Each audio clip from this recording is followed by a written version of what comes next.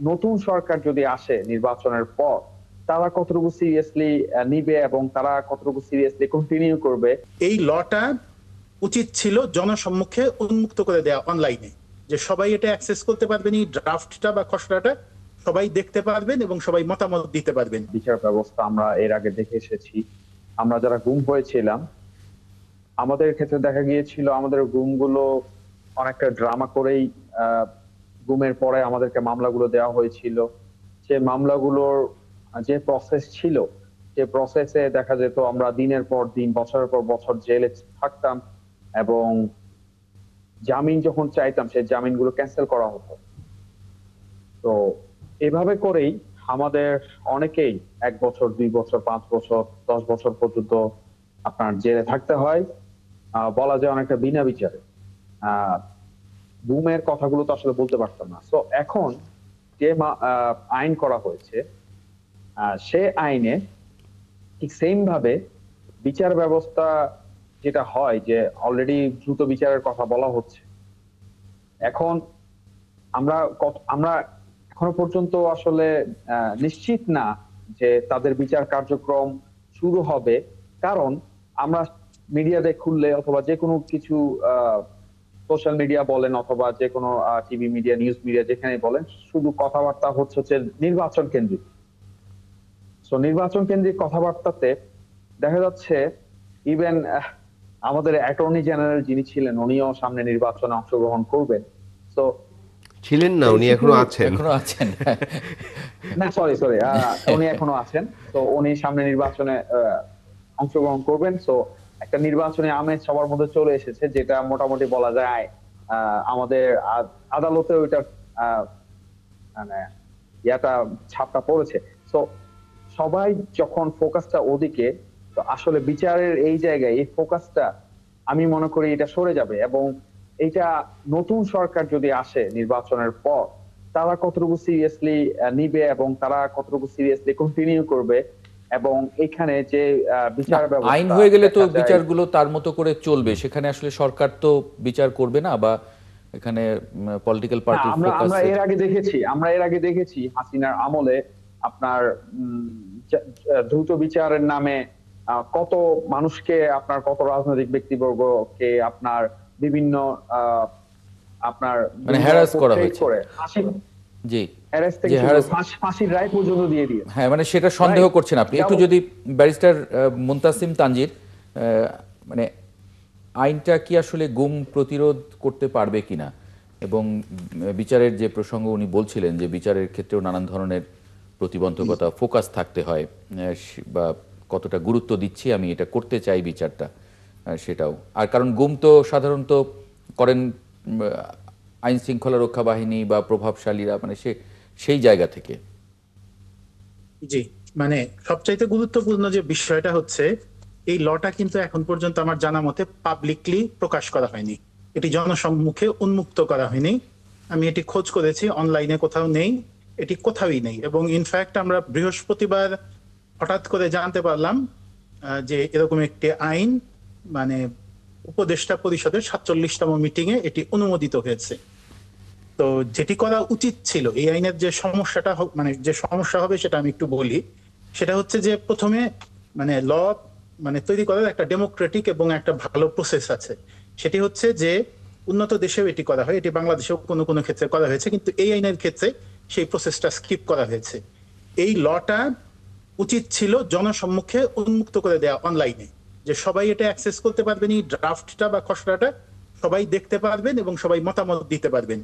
এতে করে যারা গুমের ভিকটিম আছেন তারা এটি খসড়াটা দেখতে পারতেন, যারা লয়ার আছেন, প্র্যাকটিসিং লয়ার, তারা দেখতে পারতেন, এবং যারা আইন গবেষক আছে তারা দেখতে পারতেন, এবং তারা তাদের মূল্যবান মতামত তাদের অভিজ্ঞতার আলোকে শেয়ার করতে পারতেন যে এই যে ড্রাফট, এটার উইকনেস গুলো কোথায় এবং এই উইকনেস কিভাবে কিওর করা যায়, এটাকে কিভাবে পরিমার্জন করে আরো উন্নত করা যায়। কিন্তু সেই সুযোগ কিন্তু এখানে দেয়া হয়নি। এখানে ক্লোজ ডোরে গোপনে একটা আইনের খসড়া ওনারা নিজেরা তৈরি করে ফেলেছেন, এবং সেটা এখন পর্যন্ত পাবলিকলি আসেনি, এটা আমাদেরকে দেখার কোনো সুযোগ দেওয়া হয়নি। অথচ অতীতে এভিডেন্স অ্যাক্টে যখন ইলেকট্রনিক এভিডেন্স অ্যাক্টে একটা সংশোধনী আসলো, ওই সময় কিন্তু সেই ড্রাফটটা ল কমিশনের ওয়েবসাইটে আমরা দেখেছি সেখানে জনগণের মতামত চাওয়া হয়েছে যে কারো কোনো পরামর্শ থাকলে বা এই আইনে কোনো ভুল ত্রুটি পরিলক্ষিত হলে এই আইন আরো কিভাবে উন্নত করা যায়, আপনি আইনজীবী হন যেই হন, আপনি নিজের মতামত আপনি ইমেইলে পাঠাতে পারবেন। এরকম একটা সিস্টেম কিন্তু এখানে থাকা উচিত ছিল, সেটি করা হয়নি। এই আইনের এটি drafting বেশি যেহেতু সাহেব, আমরা দেখিনি, এটি তারা গোপনে কেন করলেন আপনি কি না ভাবেন? না, আমার কথাটা আমি আমি উত্তর দিচ্ছি আপনার। গোপনে কেন গোপনে করলেন? ওভার কনফিডেন্সের কারণে। কারণ আইনজীবীদের পরামর্শের আমাদের প্রয়োজন নেই। সুপ্রিম কোর্ট আইনজীবী সমিতিতে একটা প্রোগ্রাম করা যেত, মত বিনিময় করা যেত, বিশেষজ্ঞ আইনজীবীদের পরামর্শ নেওয়া যেত। সেটা না করে জাস্ট ড্রাফটিং উইন ওনারা এটা করে ফেলেন। এটা ওনারা ক্লোজ ডোরে করার একটা কারণ হতে পারে, সেটা হচ্ছে যে এটা করতে গেলে 10 জনের মতামত নিয়ে করতে গেলে এটা হয়তো আরো মানে কয়েক সপ্তাহ সময় বেশি লাগতো, অথবা হয়তো বিভিন্ন জন বিভিন্ন মতামত দিত। অর্থাৎ ওনারা জনগণের মতামত নেয়া কিংবা বিশেষজ্ঞদের মতামত নেয় এটা ওনারা প্রয়োজন মনে করেনি। তারা মনে করেছেন আমরা self sufficient, we are perfect এবং আমাদের ড্রাফট পারফেক্ট। এখানে বিশেষজ্ঞদের মতামত বা সাধারণ আইনজীবীদের মতামত, গুমের ভিকটিমদের মতামত এখানে কোনো প্রয়োজন নেই। আমরা যা জানি যথেষ্ট, এর বাইরে আমাদের আর কারো পরামর্শ লাগবে না। এই মাইন্ডসেট থেকে, এই আত্মম্ভরিতা থেকে এই জিনিসটা করা হয়েছে, এটা ঠিক হয়নি। এখানে পাবলিক পার্টিসিপেশন দরকার ছিল, এবং এটা কোনো সাধারণ আইন না, এটা একটা ঐতিহাসিক আইন, এটা অত্যন্ত গুরুত্বপূর্ণ একটা আইন।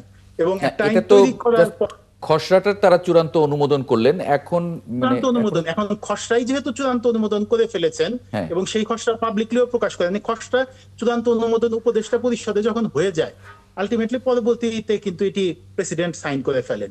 আচ্ছা, কিন্তু এই আইনটি প্রেসিডেন্ট সাইন করার পরে এটা তো আসলে আইন হবে, কিন্তু পরের সংসদ আসার পরে এটা তো সংসদ থেকে পাশ করিয়ে নিতে হবে নাকি? সংসদ থেকে পাশ করিয়ে নিতে হবে, কিন্তু সংসদ থেকে যদি পাশ করিয়ে নিতে হবে মানে তখন তো এই জিনিসটার মধ্যে সংশোধনী আনতে হবে। সংশোধনী আনা একটা জটিল বিষয় না? তার চাইতে আগেই কি জনগণের মতামত, গুমের ভিকটিমদের মতামত, প্র্যাকটিসিং লয়ারদের আপনি কেন ভাবছেন যে সংশোধনী আনতে হবে? মানে সংশোধনী আনতে হবে এটা ভাবছেন কেন? এটা ভালো আইনও তো হতে পারে। সংশোধনী আনতে হবে ভাবছি কারণ একটা কথা আছে যে মানে কি বলা যায় যে two heads are better than one. আপনি যখন এটি ওপেনলি পাবলিশ করবেন, যখন এটি দেশের অধিকাংশ লয়ার বা সকল লয়ার যখন এটি দেখবে, তারা যখন এটি পরামর্শ দেবে, তখন সেই পরামর্শ থেকে অবশ্যই ভালো কিছু আসবে। কিন্তু ড্রাফটিং উইং এর অল্প কয়েকজন লোক যখন এটা ড্রাফট করবেন, তখন তো যেমন ধরেন সুপ্রিম কোর্টে যারা বিশেষজ্ঞ আইনজীবী আছেন, সুপ্রিম কোর্টে বিশেষজ্ঞ আইনজীবী যারা আছেন তারা তো এখানে মতামত দিতে পারছেন না। আমরা কারো মতামত জানাতে পারছি না। গুমের ভিকটিমদের একটা মতামত থাকতে পারে যে এখানে কম্পেনসেশনের বিধান এইভাবে যুক্ত করা হোক, এটা করলে ভালো, এখানে কম্পেনসেশনটা কম হয়ে গেছে। তো এই জনমতের কি প্রয়োজন নেই? এখানে মানুষের মতামতের কি তাহলে মূল্য নেই? আইনজীবীদের মতামতের মূল্য নেই? না, অবশ্যই। তাহলে তো আমি আসলে আমি যে প্রশ্নটা ঠিক করে রেখেছিলাম যে এই প্রশ্নটা আমার মানে করা উচিত, কারণ গুম যখন হয় বা যারা করেন তারা তো খুব মানে বিষয়টা গোপন রাখেন, মানে এটা গুম, এবং এমন হতে পারে যে আমি আর ফিরেও আসলাম না, তখন তো আসলে আমার পরিবার জানেও না যে আমি মারা গেছি কিনা, নাকি আমি কোথাও পালিয়ে আছি। যেমন পুলিশ বলতে পারে যে আপনি পালিয়ে আছেন কোথাও, কিন্তু আমার পরিবার বলছে যে আমি তাকে পাচ্ছি না, কিন্তু আমি হয়তো মারা গেছি। যেমন ইলিয়াস আলীর ঘটনাটা আমরা বলতে পারি যে উনার মানে এখন আসলে অবস্থা কি, ওনার পরিবারের নাকি এখন মানে সম্পত্তিগুলো যে কি হবে সেটাও, কারণ উনি মারা না গেলে তো আসলে এগুলো পাওয়াও যাবে না, মানে অন্য কেউ নিতে পারবে। মানে অনেক ধরনের জটিলতা আছে গুমের, মানে খুন হওয়ার চাইতে গুম হওয়াটা অনেক বেশি জটিল মনে হয় আমার কাছে, মানে সেই জায়গায় প্রমাণ করার ক্ষেত্রে সেরকম। এবং এই কারণেই এখানে বিশেষজ্ঞদের মতামত ব্যাপকভাবে নেওয়ার প্রয়োজন ছিল। এটি ক্লোজ ডোরে অল্প কয়েকজন মিলে করা, এ কারণেই এটি মোটেই সমীচীন হয়নি। অন্তত এরকম জনগুরুত্বপূর্ণ এবং ঐতিহাসিক একটি আইন এভাবে ক্লোজ ডোরে করা, এটি খুবই নিন্দনীয় কাজ হয়েছে।